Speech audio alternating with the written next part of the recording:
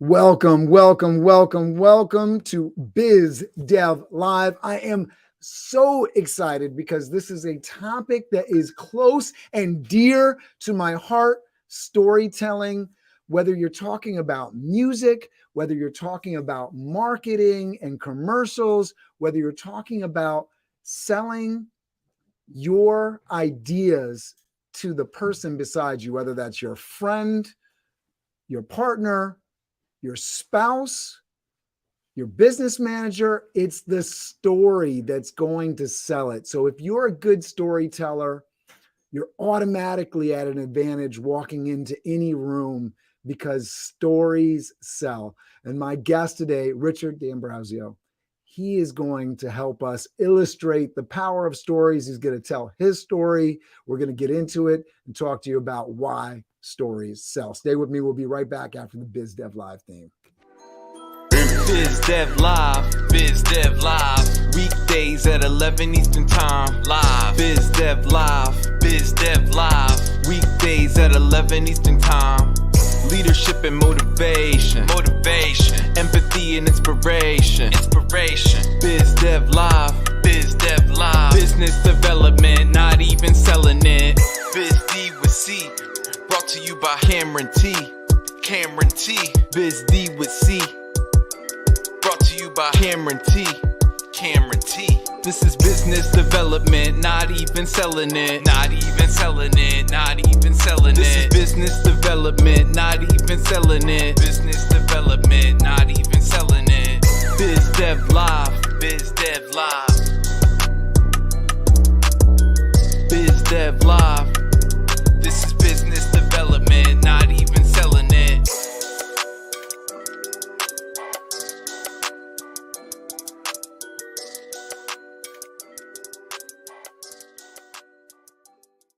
So we got Yolanda checking in. Thank you so much for being here. If you're tuning in, make sure you get into those comments. Let us know where you're tuning in from. Always enjoy seeing that. We have Richard D'Ambrosio on the show today. He's a master storyteller, marketing and communications professional with more than 30 years experience helping companies and sales organizations, large and small, bring clarity and purpose to their communications, tapping the power of stories to attract, inform, and excite audiences. Richard teaches entrepreneurs and corporate executives how to use storytelling in every aspect of their marketing and sales communications through his storytelling that sells formula for success. Richard has worked for some of the world's top brands, including American Express, Virgin Atlantic Airways, KPMG, and Thomas Cook Travel, and hundreds of entrepreneurs from startups to established small businesses. Thank you so much for being on the show, Mr.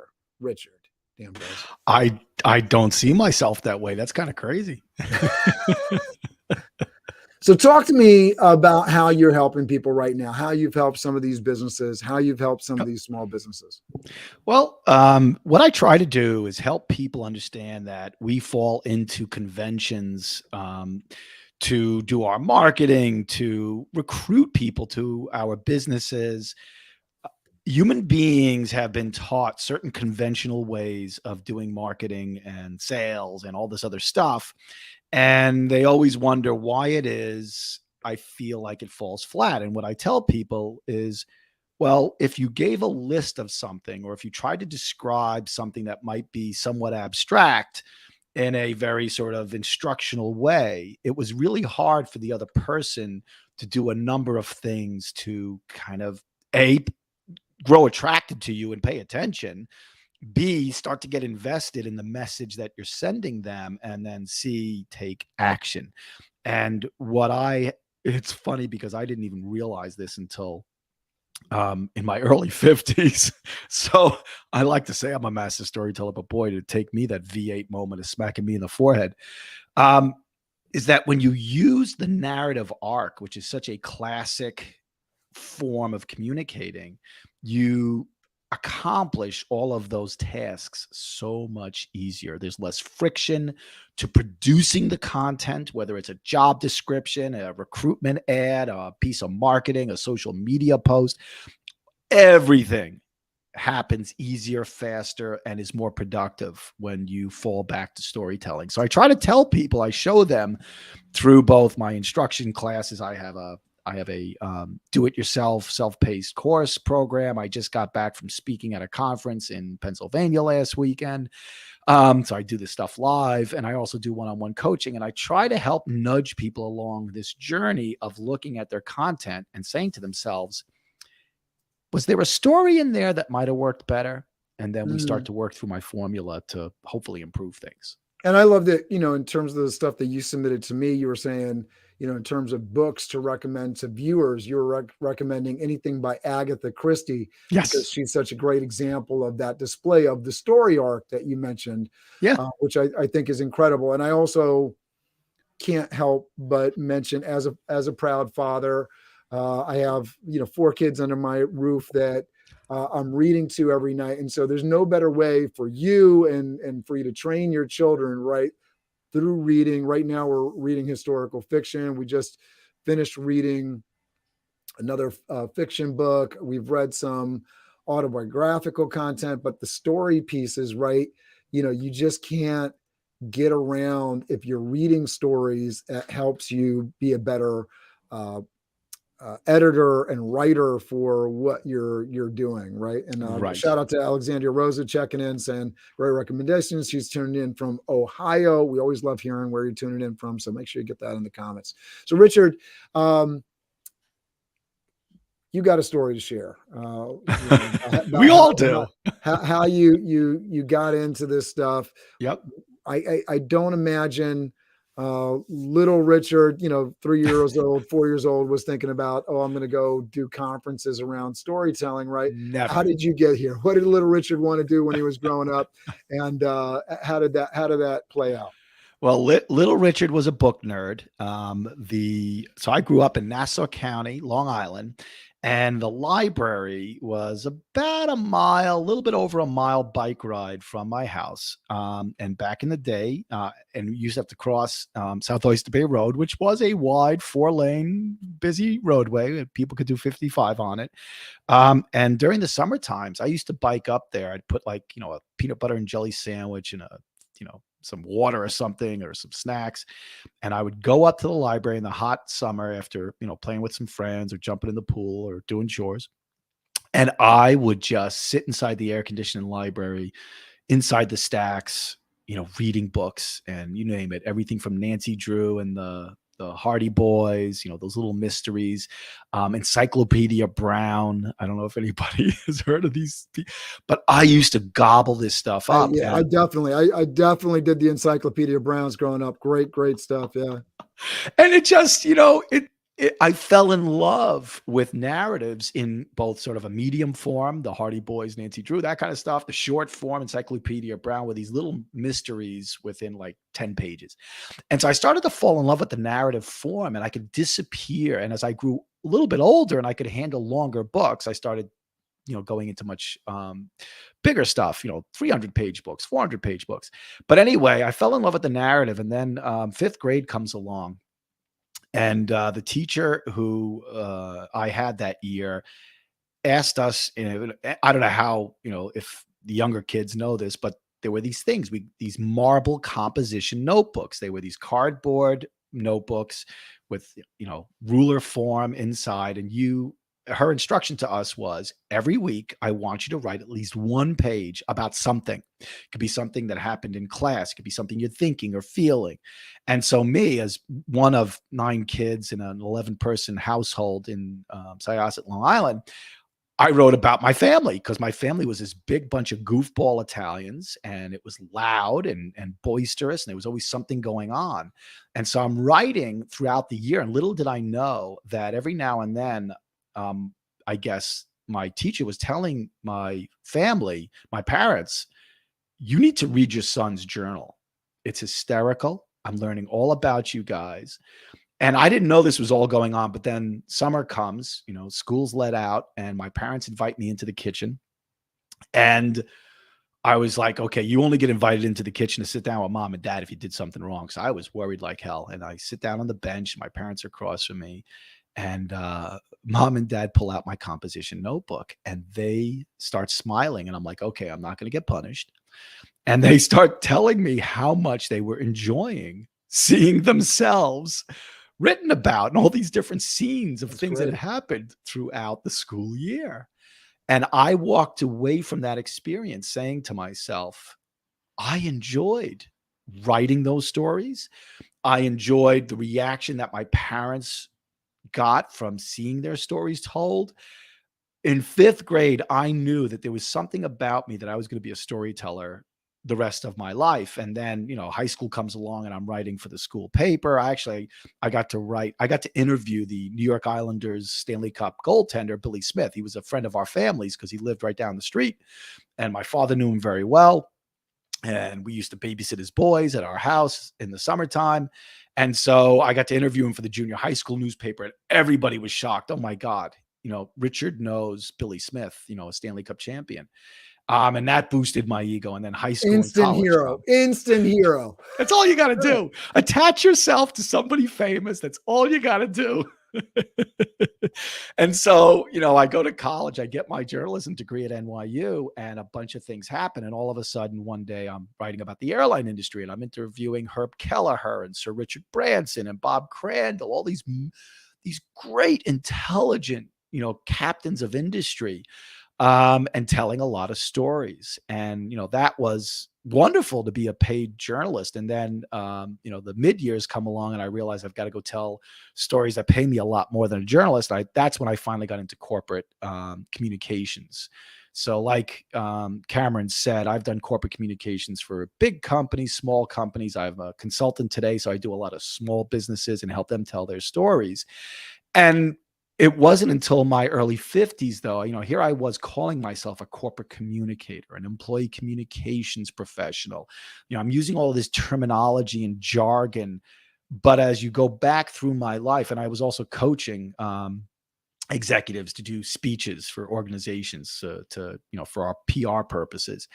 And what I finally realized in my early 50s, when I was kind of wandering lost about how do I stand out as a consultant. I had two individuals in my life at the time, the woman that I was dating and a gentleman who was sort of a career coach. And they didn't really know each other. They knew of each other because I, like on a therapist couch, you mention people in your life, and I'd mentioned to the two of them, the other individual, unbeknownst to each other. They both said the same thing to me a couple of weeks apart. They said, Rich, when I see your content, when I see your marketing, your LinkedIn page, your resume, whatever, when I see all this, what I don't see is the powerful master storyteller who loves to break everything down into a story. Why are you not doing that? And it was literally my V8 moment. I smacked my forehead and I said, how did I not see the forest from the trees? So the whole upshot of this story now is that I realize that's why so much of the content of my clients isn't compelling and impactful.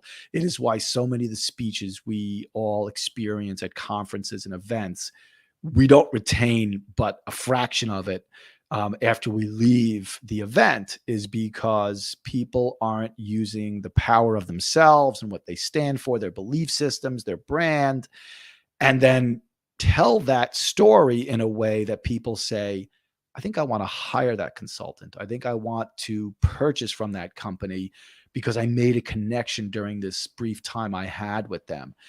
I now incorporate my life's experiences into this formula, and I think it's what sets me apart from everybody else. Yeah, I can't say it enough. I mean, when you look at music, right? So you have songs that come from all these different genres, and I grew up listening to hip hop and R&B. And so as you get into the popularity of like hip hop, the popularity of country music, why have these music formats gotten so popular? Why are they top the charts in their respective lanes? And you can point right away to the storytellers in these formats, right? And so why does a song break into the pop charts and all that stuff? They're telling time and time again, if a song has a good beat and tells a story, right, it's going to be a smash hit. And so when books get really popular, they're telling an amazing story. When a movie really breaks, and obviously movies tell stories, but when the story makes sense and it connects and it feels authentic, right? That movie is almost guaranteed to do better than another movie. And then if you throw a couple explosions in there, and I think there's a lesson, I think there's a lesson for us in that as well, because I think a lot of people skip the explosions when they're telling their story. And so they forget that, you know, people are interested in something that's interesting. And so if you just tell me about your successes and you just tell me about the things that you did right, and then you did, you know, I did this and this worked out, and that, okay, that's great. But we all have challenges. We all have these pieces of our story that are explosive, right? Yeah. They are melt your face, agonizing kind of pieces that we go through, right? Without a question, whether it's, you know, stuff going on with family, professional stuff combined with the going through. I know I have, you know, that's a piece of my story, dealing with, you know, being laid off at the same time. You know, the US government was telling me that my wife couldn't come back into the country in 2009 for 14 to 15 months, you know, and so you're just sitting there like, this is crazy. This is just an enormous challenge. And so now you're like, you're hooked, right? You're brought in. And I, you know, speaking to the point that you were talking about, the way that companies and brands talk about themselves, you know, a lot of times they're doing that laundry list piece of, you know, this is our accomplishments. This is what we do. And, you know, I got the lessons thanks to Jordan Mendoza recently to help me with my LinkedIn profile. Instead of just talking about the laundry list of, you know, things, just basically re-emphasizing what's already on my LinkedIn profile, going into my about section on LinkedIn and actually creating a story there. And so you talk about explosions. You know, this isn't a piece of my story that's a major piece. It's just a little piece, but it's interesting. So my story starts out there to hook you in is, you know, at 17, I was held up at gunpoint, right? And so immediately you're like, okay, I want to hear more about that, right? Because it's explosive, right? There's some drama to it. And so I really recommend, you know, putting those drama points in. Everybody goes through challenges. So if you're just telling this perfect vision, it doesn't seem authentic. And if it doesn't seem authentic, then it doesn't seem real. And if it doesn't seem real, then people are out, right? I can't connect with it if it's not real. Yeah. Right. Yeah.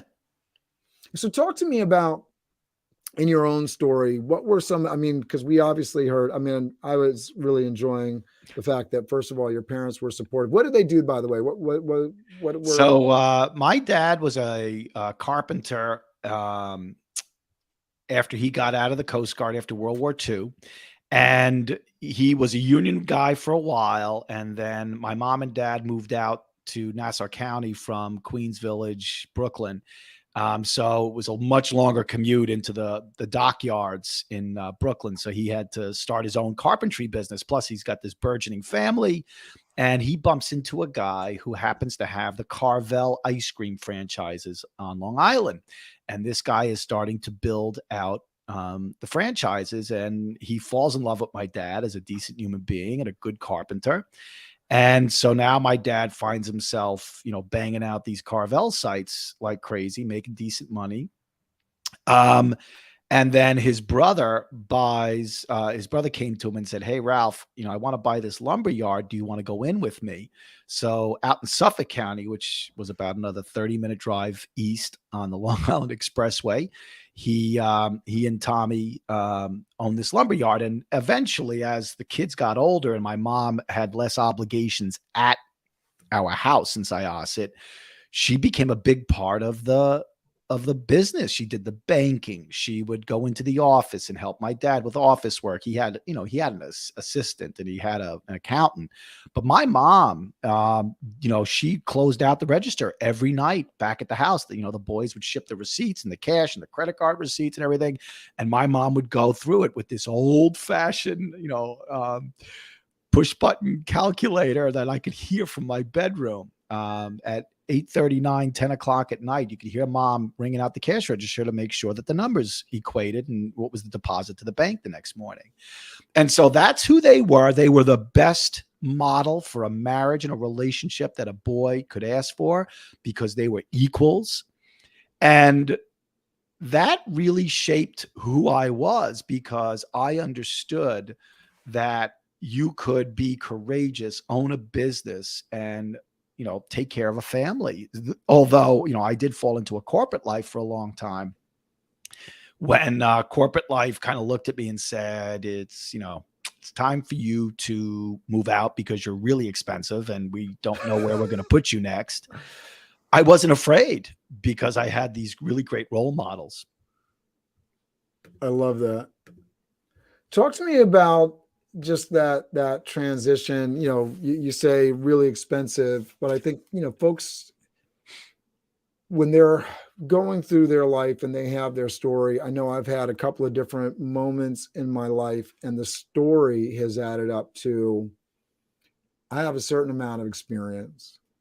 I have a certain expectation on what my value and worth is. I have a certain story of what my bills look like, my monthly nut, right?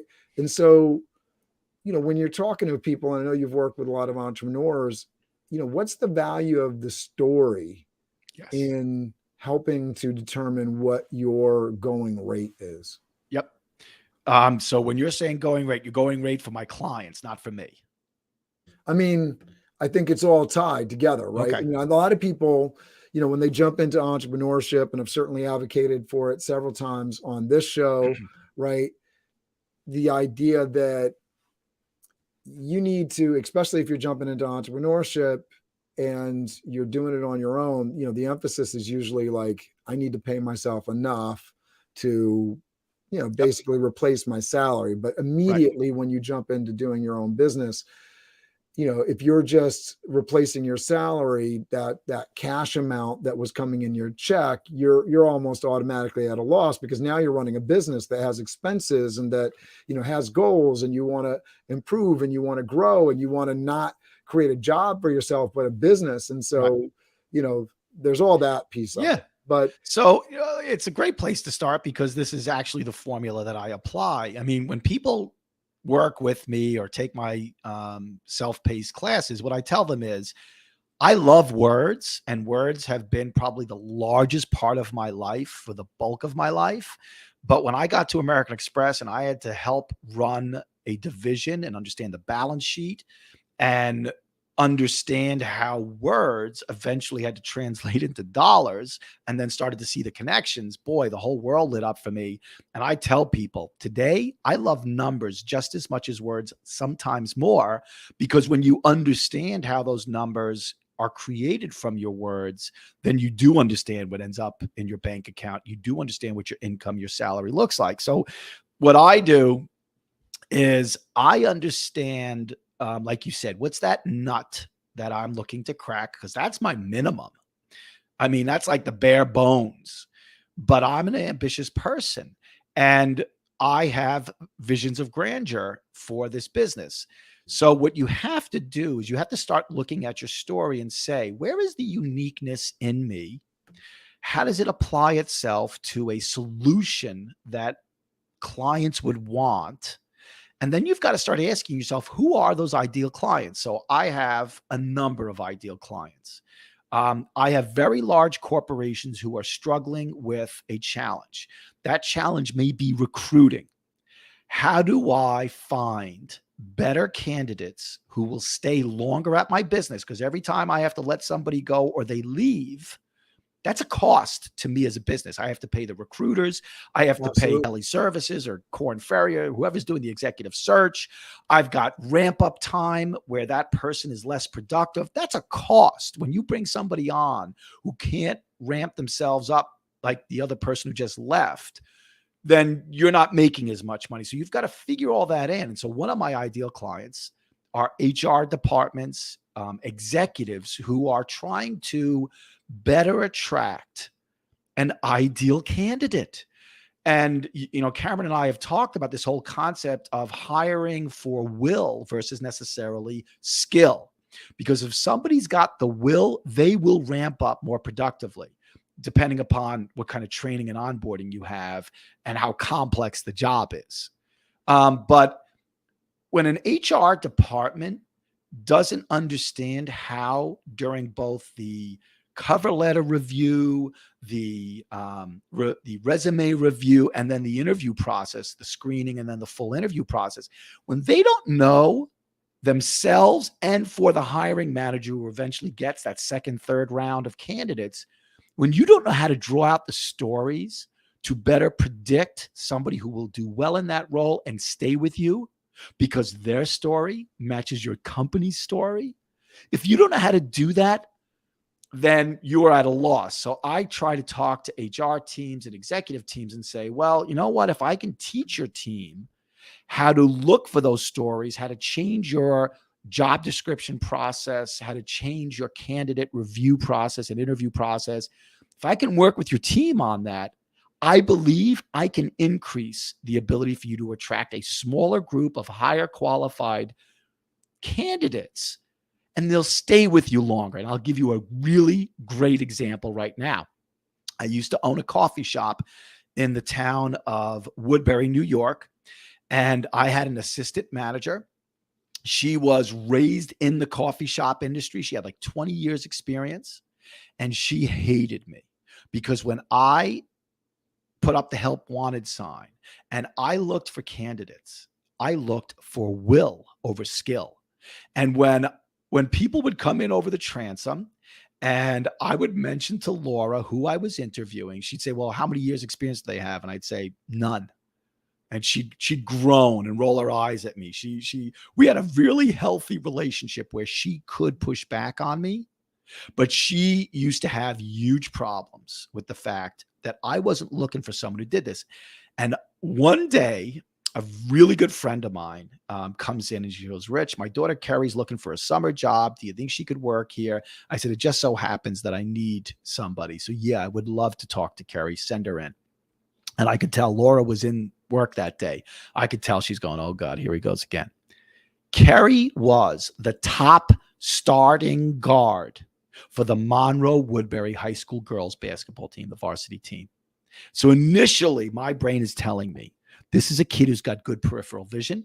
She can react quickly to a changing environment.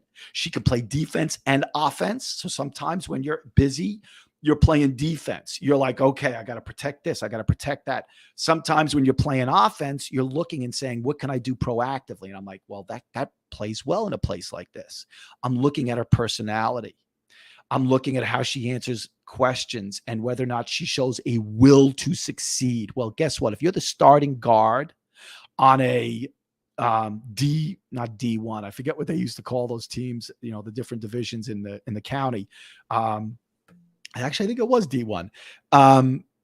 This is a kid who's got ambition and she's aggressive.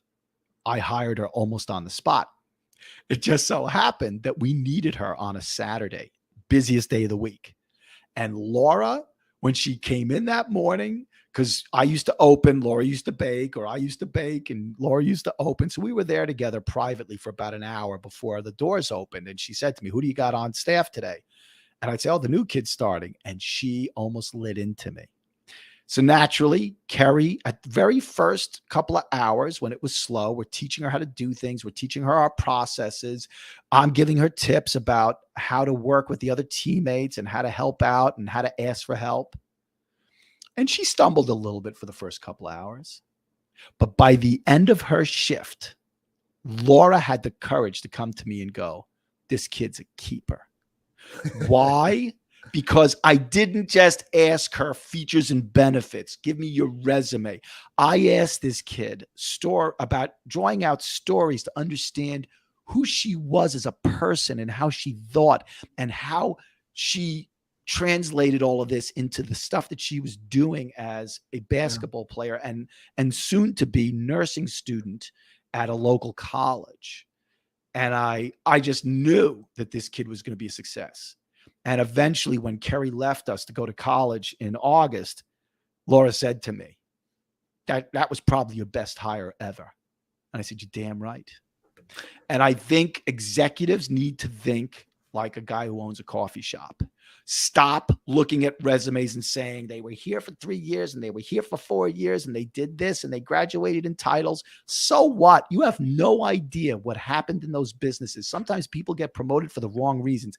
I have personally promoted people by accident for the wrong reasons. I have watched my executive vice president, my senior vice president promote the wrong people for the wrong reasons and destroy teams that had good leaders and now had poor leaders because resumes look good.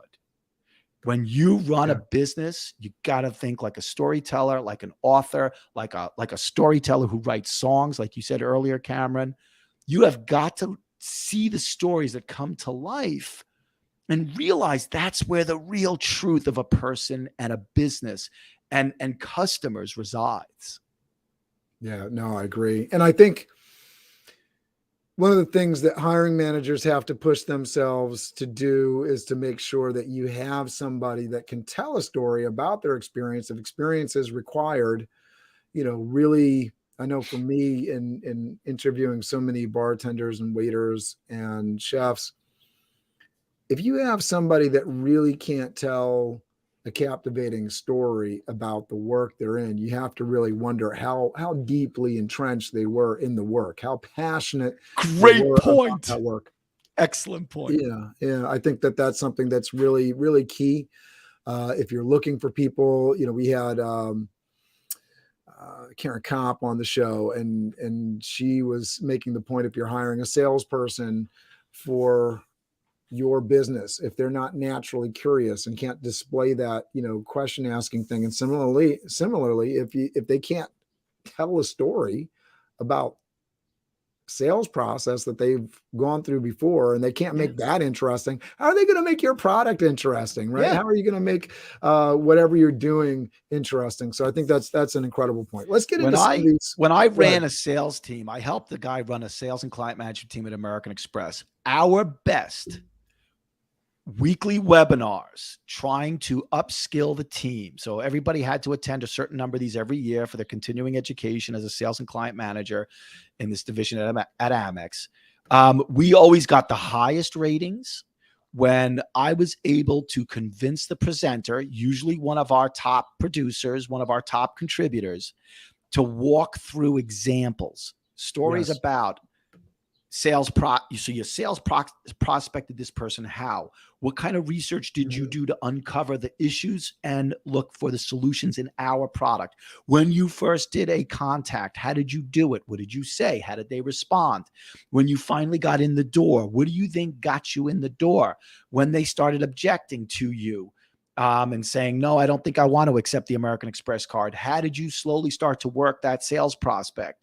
And what do you think were the one or two key things that finally converted that prospect from interest to accepting the American Express card? When we walk through those narratives of the sales process, the satisfaction surveys on those coachings, those educational webinars that we did, off the charts. And I do believe we were able to every year correlate for certain types of teaching, education in that sales and client management team. I think we were able to correlate the impact of powerful storytelling versus the usual, hi, this person wants to teach my sales and client management team all about this ancillary American Express product. And we're going to walk you through these boring slides of bullet points and click here for more. That stuff flopped. And I'll bet you the revenue production on their side was totally unoptimized, totally underperformed. But we got through to people by letting people tell stories of the sales process. Yeah, I love it. And I can't agree more. And I want to go back to something that you were saying around, teaching through sales. As you're showing people what to do in your business and what not to do, when you tell that story about, okay, I did X, Y, Z, and this was the outcome, right? That's a story, and I think that people may get caught up in the day, and I'm asking the question and nobody really responded. So I'm going to ask people, please, if you're watching this show live or on the replay, look at this question, right? Do you tell stories to your customers and employees? And if you're telling stories, right, what you're doing is you're sharing yourself. You're sharing your experience in a way that enlightens and brings light to your process.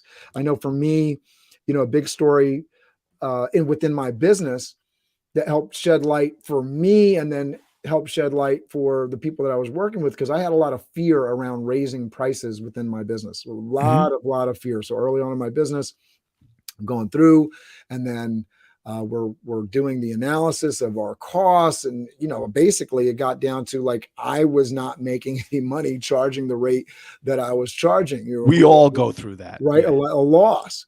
And so the story, I went through that process. I found out that we weren't making money. I had to raise rates.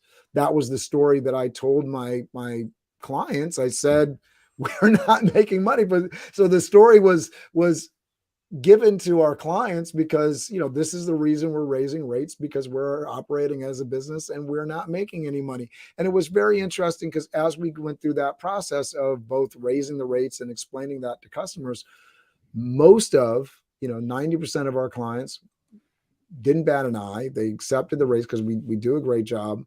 And the clients that did have an issue with it, they weren't the clients that we really wanted to do business with anyway. So it was a really positive outcome that way. And so sharing that story over and over again, also sharing the story with our employees about people that have not treated us well in the workplace, and reverse firing those clients, because we care more about the individual employees that go out and serve all of our different events and different clients than any one client that we're sending out. And so when you tell that story, and I feel like people have those stories in their businesses, but they don't always tell them, they don't always give them to the people they're working with. And so there's going to be a misconnect between what your priorities are, what you serve, and what you do, because you aren't sharing those stories that prove, right, that are the proof in the pudding of what you believe as an employer, as a person that is providing services. And that's a big deal.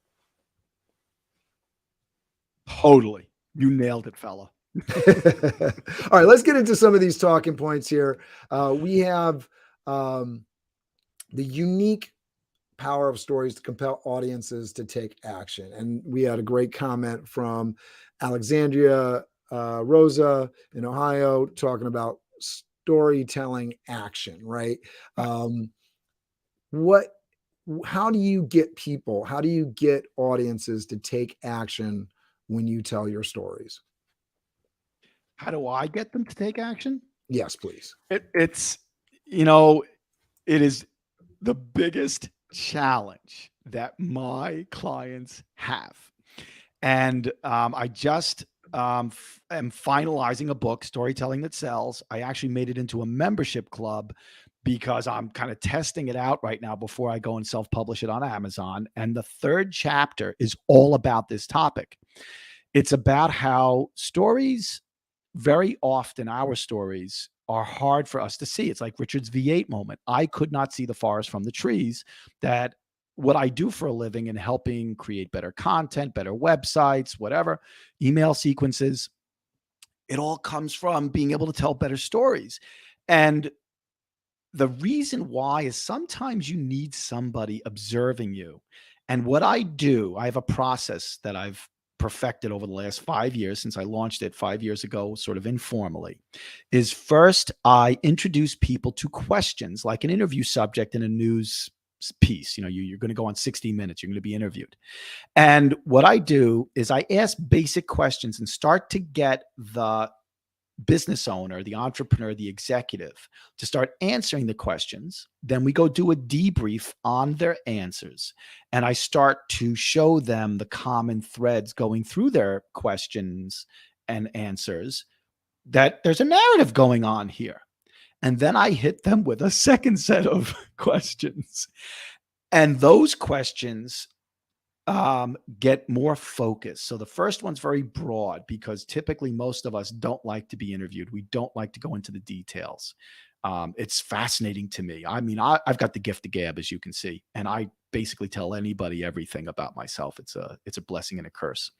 But the second set of sheets starts to ask questions in a format And where someone, let me pause you yeah, right there, because I think you mentioned an important point, and I've definitely utilized this over the last year and a half, setting up intro calls with people that are potential guests to be on Biz Dev Live. And what I'm looking for is for them to share their story for me. And my biggest, the strategy that has worked the most for me in pulling out information from others, and this has also been an extension of being a part of Master Networks, which is a networking organization that puts a high priority on face-to-faces and the bond method, which the first part of the bond method is building on commonalities, right? And so how do you get somebody to share those things that might be commonalities beyond, their specific job in their business, right? How do you get them to share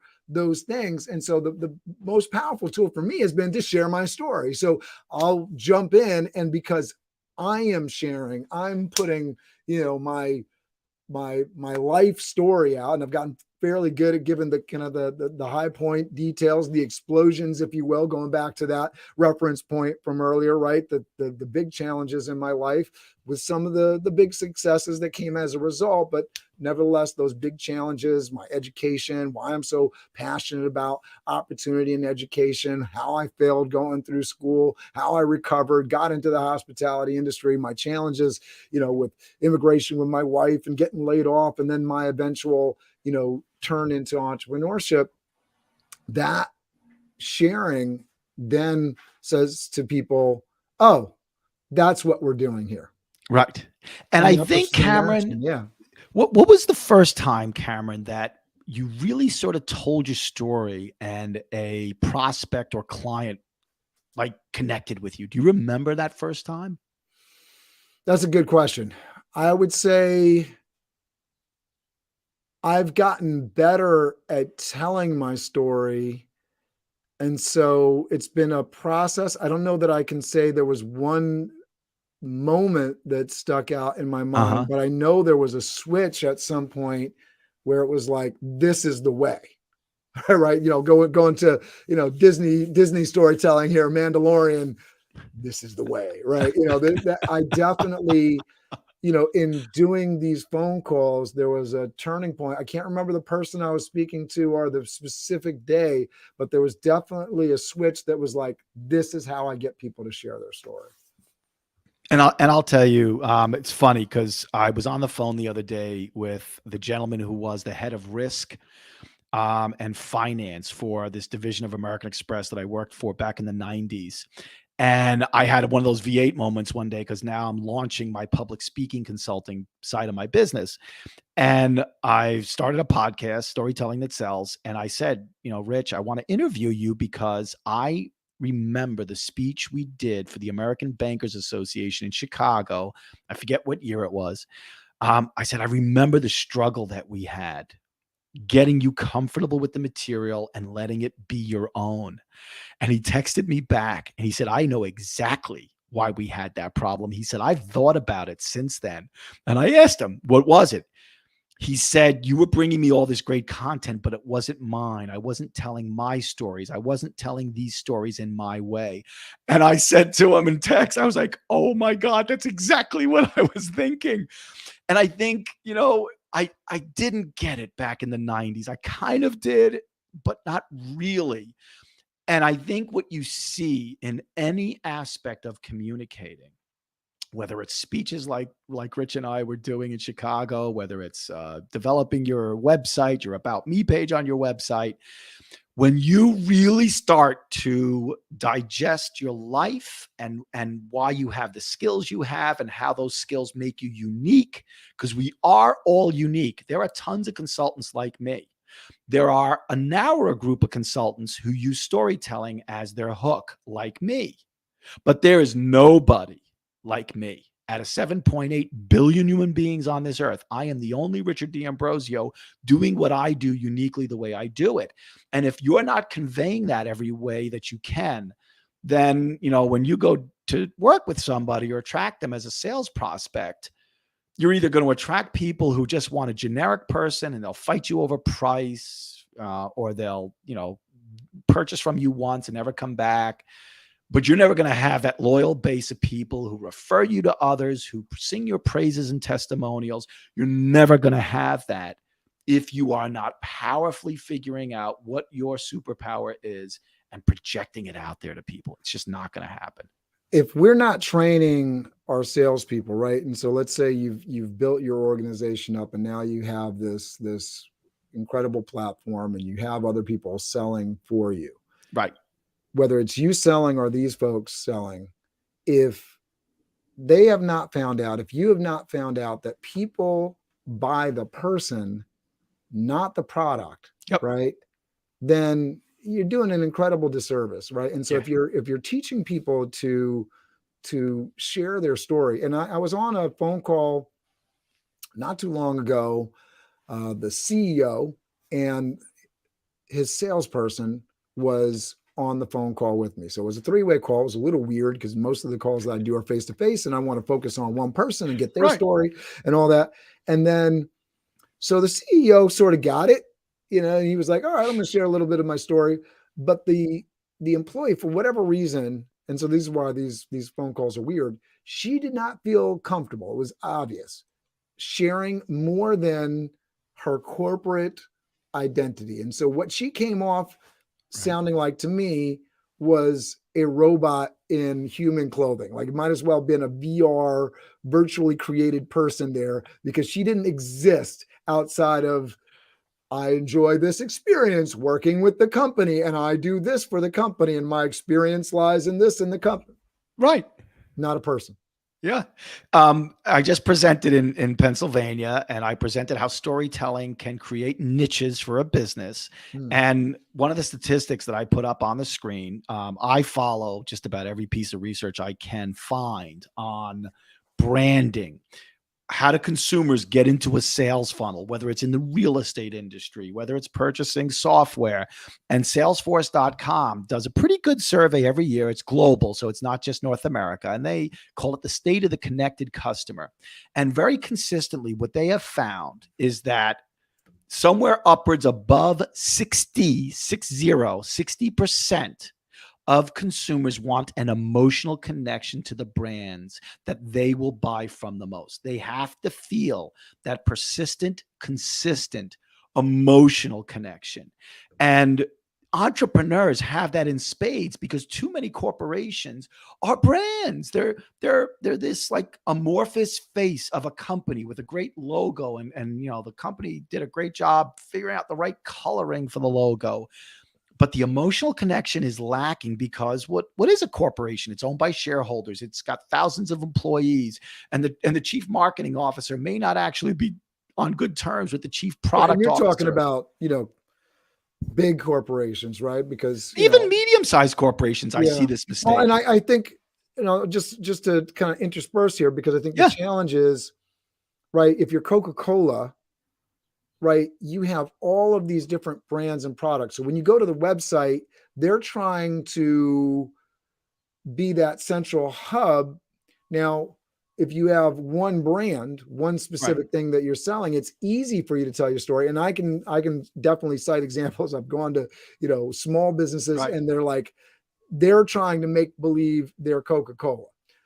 There's no team represented, no person on the website, no name. Right. It's our team.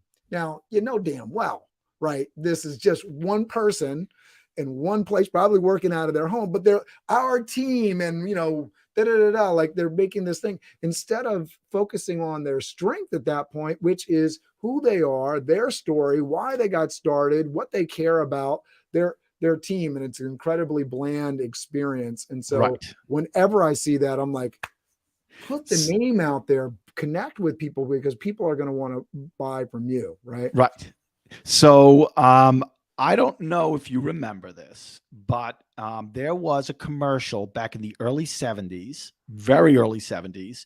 Coca-Cola did it. It was called "I'd Like to Teach the World to Sing."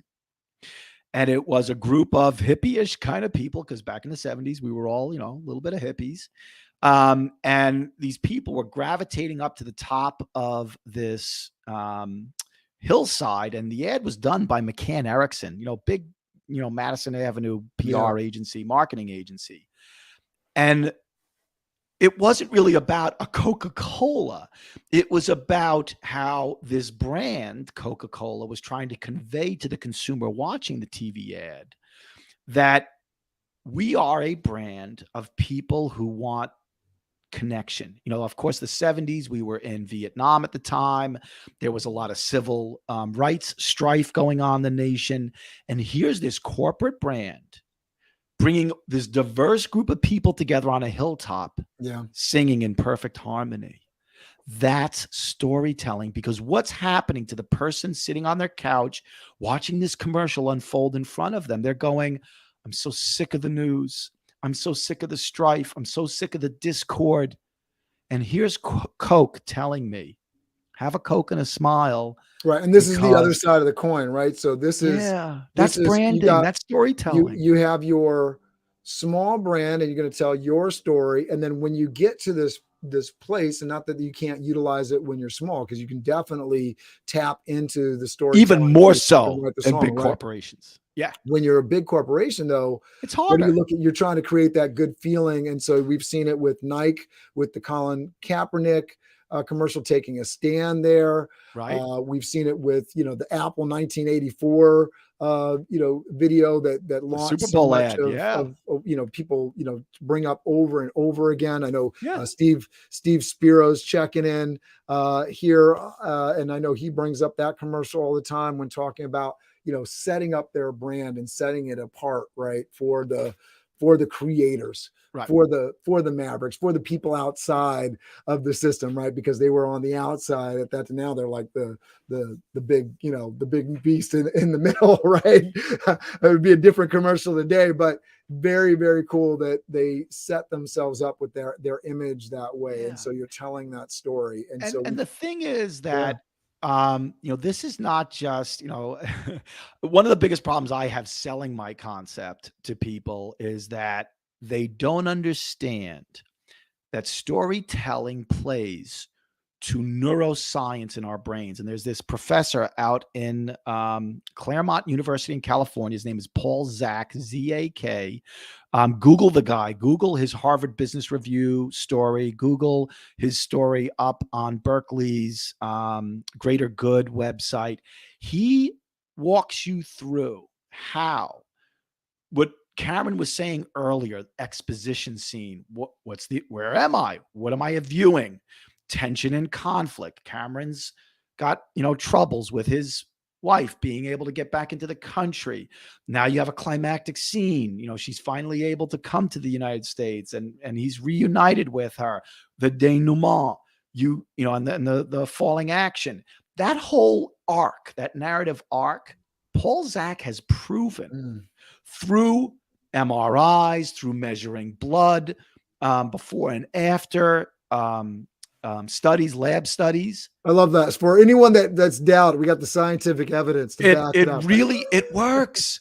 And I hate to say this, I'm going to be a real idiot right now, but now that I'm dating again, when I sit across from a woman and for the first time, I'm dating somebody, exclusively right now for 6 months, but before she came along, when I would go on dates, if I didn't hear stories from the other person and I'm telling stories trying to draw them in, it was amazing.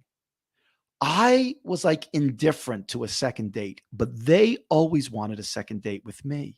And it's not because I'm this stunningly handsome man. It's not that I'm this incredibly exciting, interesting individual. The issue was I was just being Richard and giving them a chance to get to know me. And the oxytocin started to fire off because what was I doing? I was telling universal stories that any mom, dad, parent could fall into and say, wow, that's a nice person. I think I want to hear more from them. The science works. The chemicals in our bodies fire off instinctively when you give a person the chance to respond to those impulses. And marketeers, hiring leaders, people leaders who know how to tell great stories during a town hall, the good ones get this and they use it to motivate people to take action. And I love what I do for a living because I know once I get somebody good at it, I have guaranteed results from the other person. They are going to come back to me 6 months later going, holy crap, the team is so excited, Rich. I don't know what you did, but we're turning the ship around. And it's consistent because it's all up here in our brains and we all have the same chemicals in our body. Now, I know when you submitted the information for this show, you talked about you were The reading The Go-Giver. Go-Giver. And Yeah. I know this is something that I recommend to everybody before they come on the show. There's 5 laws of stratospheric success. If you've watched Steve and I on our show, we recommended The Go-Giver. We've had Bob Berg on. I've had Bob Berg on Biz Dev Live as well. He gives a lot of credit to John David Manhurt, his co-writer on how well written the book is, 122 pages, but it talks about this law of authenticity. The most valuable gift you have to offer is yourself. And the way that you offer yourself, right? The way that you give of yourself is through this storytelling. So I wanted to set that up, right? Because we're going to get into this last talking point, which is storytelling is a muscle that needs to be exercised regularly. So if you want to get good at giving the best gift you have to give, right? You have to practice this. So how do you recommend to people to practice their storytelling? Yep. So, depending upon your courage, if you don't mind doing it in a business situation because you're not worried about losing a sales prospect or having an employee go, what the heck was that all about? Try to use it in the places where you want to use it intentionally in the future. So, you have an issue with an employee, they come into your office and they say, John does this, this, and this, and I really have a problem with them. Engage in the story and ask them questions like you're interviewing them. Well, why do you think John came to you with that? I haven't heard you think what was John's story when he had that problem with you?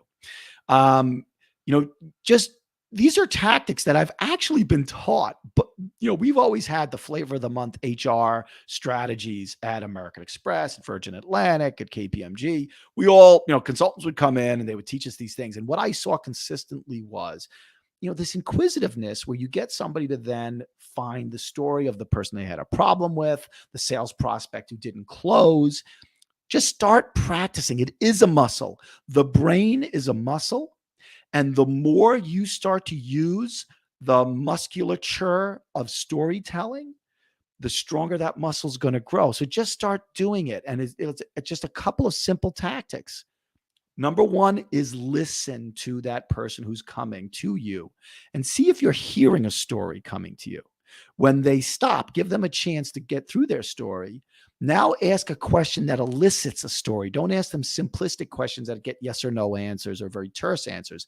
Say to them, well, do you think there's anything about John's life right now or John's, his business goals that might have caused him to act that way? Get them to tell a story. And then if you have an ability to tell a story that relates to the story that you're both talking about, take that chance to do that. If you take those simple 3 steps in your next opportunity, or if you're going to be doing a town hall, you're a leader and you're going to be doing a town hall. Sorry, the neighbor's landscaper just showed up.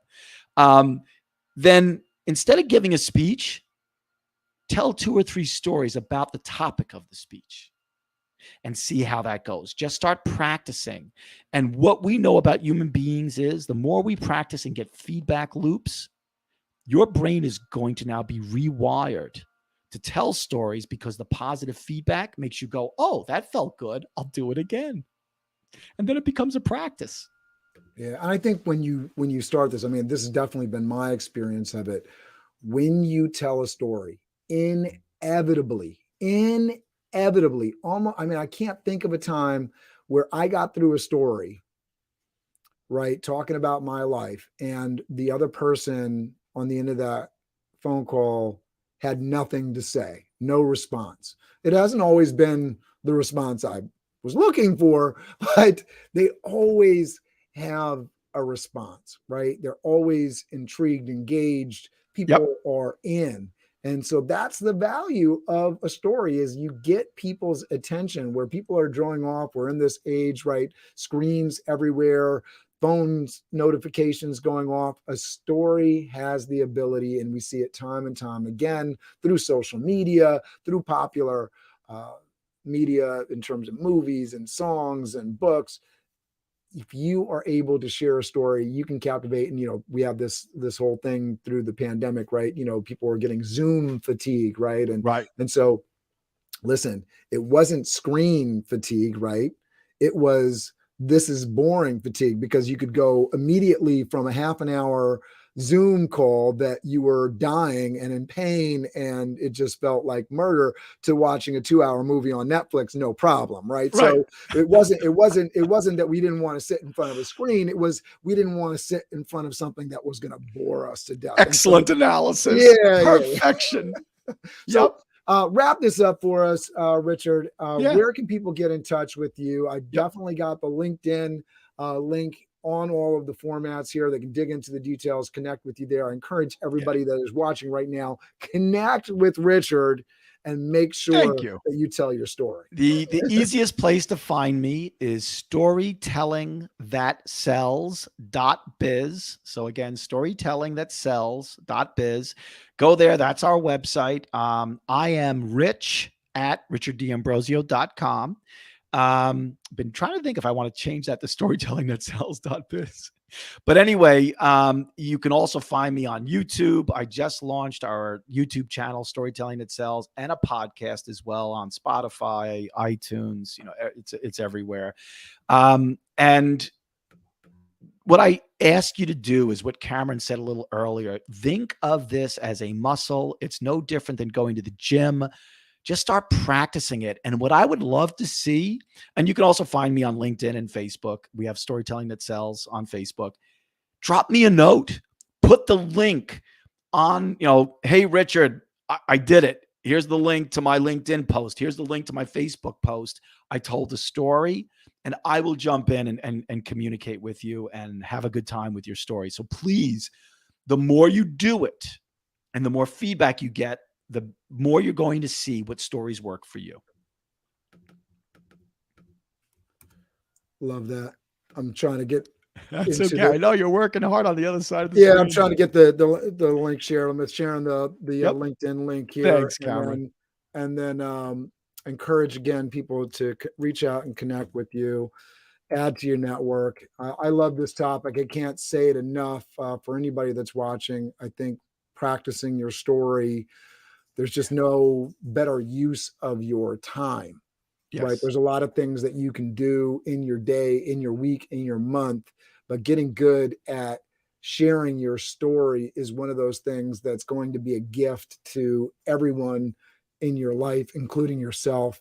Getting good at sharing your story is a great way to focus you on the future, because as you tell your story, you get to decide what the ending for your story is going to be. And so if you have an ending in mind, well, then you know what the body should be filled with, because now you're working towards an outcome. And that's a big deal, right? I love that. Yeah. What a great ending to this discussion. That was perfect. Richard, thank you very much. I'm going to let you have the last word here. I'll let you say goodbye to everybody, and I'll play us off with the Biz Dev Live theme. So here's what I'll tell you guys. You all have an amazing, great story inside you. Each one of us does.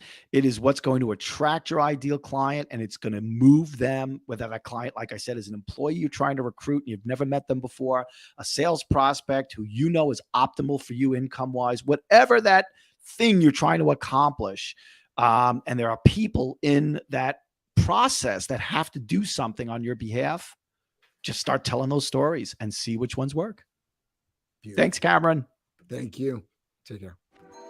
Biz Dev Live, Biz Dev Live. Weekdays at 11 Eastern Time, live. Biz Dev Live, Biz Dev Live. Weekdays at 11 Eastern Time.